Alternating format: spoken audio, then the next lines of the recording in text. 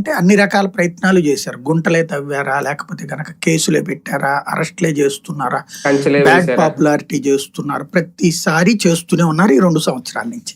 వాస్తవంగా ఎన్నికల్లో ఓడిపోయాడు జగన్ అంటే ఇక జనం ఎవరు ఉండరని వీళ్ళు ఊహించారు.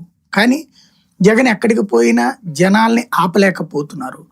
వాళ్ళ పేపరు, వాళ్ళ టీవీలు, వాళ్ళ సోషల్ మీడియా, వాళ్ళ డిజిటల్ మీడియా ఎన్ని రకాల ప్రయత్నాలు చేసినా కూడా జగన్ వెంట వచ్చే జనం సంఖ్యను తగ్గించడం వర్కౌట్ కావట్లేదు.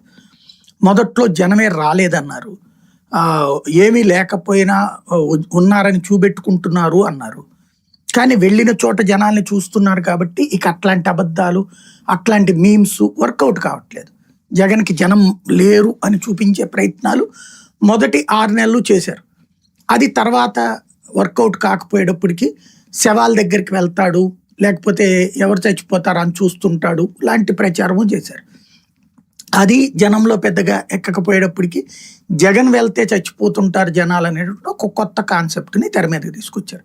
చంద్రబాబు గారు వెళ్ళినప్పుడు కూడా చచ్చిపోయారు కొంతమంది. కాబట్టి బాబు గారి దాన్ని అట్లా అంటే అలాగే ఒక క్యారెక్టర్ అసాసినేషన్, ఒక సైకలాజికల్ ఫ్రేమింగ్, అంటే మనం ఎలా ఆలోచించాలో డిసైడ్ చేసే విధంగా పదే పదే మాట్లాడటం అన్న ఒక వ్యూహాత్మకమైనటువంటి అడుగు ఫ్రమ్ ద బిగినింగ్ చేస్తారు. తెలుగుదేశం పార్టీ ఆ స్ట్రాటజిక్ అనుసరిస్తుంది.